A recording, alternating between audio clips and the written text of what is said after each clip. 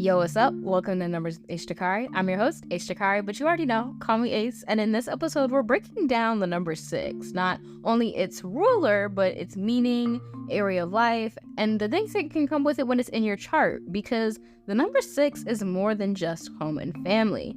See, when we look at the number 6 rulers, Venus and Jupiter, we get a lot more context. So Venus gets that rulership is, or rather 6 gets the Venus rulership from Chaldean, Vedic, and Pythagorean, and then also gets that Jupiter rulership from Pythagorean. Now Venus is the planet of arts and beauty, pleasure, sensuality, harmony, and in some cases even money, forms of money. But there's also a level of dependence, indulgence, jealousy, dissatisfaction, and also possessiveness in its energy. And that's also translated into 6. And the same thing happens with Jupiter. That planet rules over possibility and luck and expansion and development, fortune and wealth. So there's, again, levels of money in there. But also overindulgence, greed, recklessness, excess, and irresponsibility. And that shows up in 6's energy. Now, it's connected to intimate areas of life. So this can be in relationships, this can be in the home, this can be in family. But I want you to think about what intimacy is, because it's not just on a sexual side. It's every level of intimacy. The intimacy of a conversation, the intimacy of eye contact, intimacy of one-on-one interactions, or intimacy of a close, tight-knit group. Just things that feel like they're pulling together, bring that level of intimacy. But there's also the area of life that you experience enjoyment and also luxury. And I want you to be able to sit with where you experience those places in your life, or where you want to experience enjoyment and luxury in your life, because you deserve that. And I think I want to point out the fact that the number 6's energy you're going to experience in life, regardless of if you have it dominantly placed in your chart. And this is for every single number. Now, I want to do more in depth for other numbers like I am for the number 6, because when you look at the area of life, and you look at the technique of natural order that I created, you get to see a little bit more context of what sits in that area of life that 6 is ruling over. So you might have 7 over your 6, or a 9 over your 6, or even like a 6 over your 6. So there's a lot of different ways to break this down, but that's something I'll talk about in another episode or in other content. But when we look at the energy of 6, like I said, is commonly known for home and family, but there's also love and pleasure in there coming from those rulerships.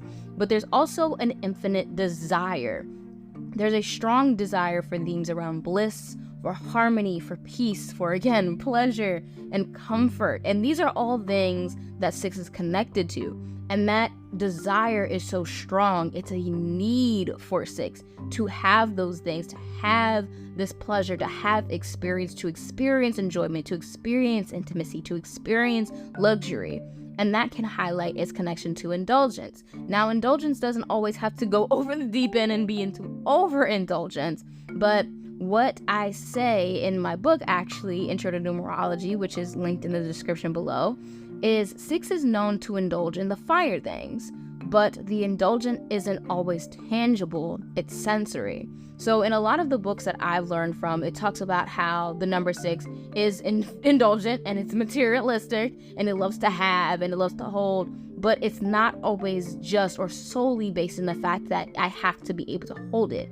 It's that sensory stimulation of what comes with whatever experience. And you heard me say experiencing all of these things in regards to this desire. And it's really very much that, of this sensory stimulation, this sensory experience of what feels good. And that can happen through any of the senses. That can happen through any of the senses. So that can be the sight of something pretty or attention grabbing, the taste of something delicious, the feeling of something soft or really silky or smooth, the sound of captivating music. You can even do the smell of some freshly washed linen. Like there's a different way to go about it, and when we're looking at all the senses, but that's very much the energy that 6 is enjoying from, is experiencing from, of really looking at the sensors within your body to be able to conceptualize things around intimacy, things around luxury and enjoyment. And this can also tie into overstimulation, because of the sensory side of it. So this can occur when there's too many things going on, because also 6 has a very low frustration tolerance. Because it wants things that feel good, it's gonna go where things feel good. And you can see this happen in regards to when people have 6 dominantly placed in their chart, whether it's a psychic destiny name number or any other part of their chart, even supplementary in like a 16 or a 26. There's a lot of ways 6 can show up in a chart. And you can really see this low frustration barrier of the sight of something disturbing or weird or uncomfortable. There's a physical reaction to it, or there's a pull back of some sort, or the taste of something nasty, or it has a weird texture. That's also in there, but there's also a feeling of something tight or rough on your skin, or the sound of something squeaky or startling or just weird and confusing. The smell of something pungent and just overly just in your nose, like, why are you that deep in my nostrils? Please get out.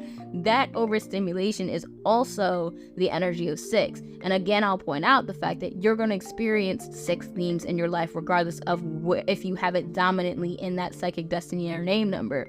The number that's sitting over it in your technique of natural order really can highlight your experience with these things, because everybody's going to experience overstimulation. Everybody's going to experience sensory stimulation. It's not solely just the number has an energy. There's also an area of life that is connected to. Now, back to the details.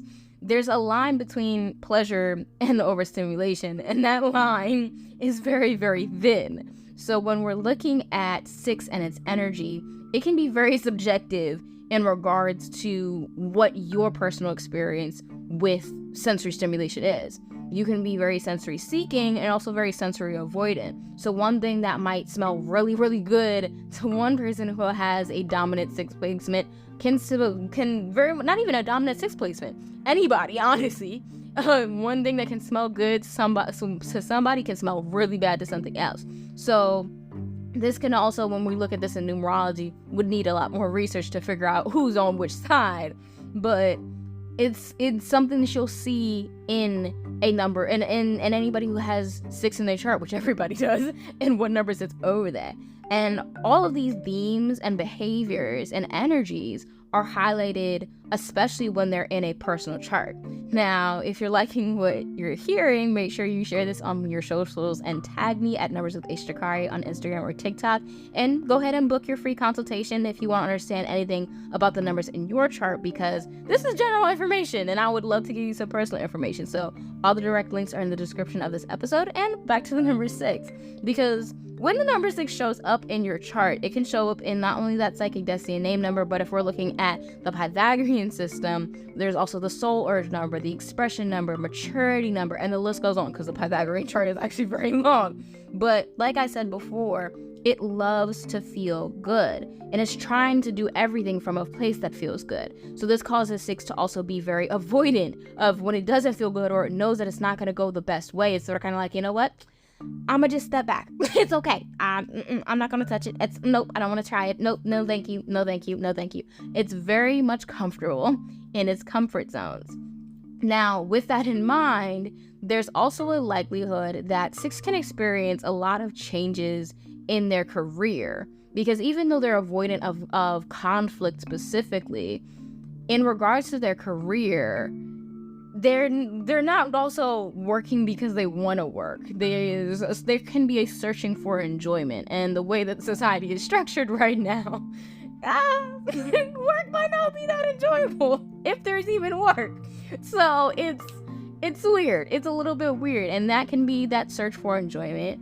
But in processing everything that can come with a career, and also trying to do things that feel good and only that, there can also be an intellectualization of emotions, and also or even finding oneself playing back past experiences to find some sense of understanding or closure.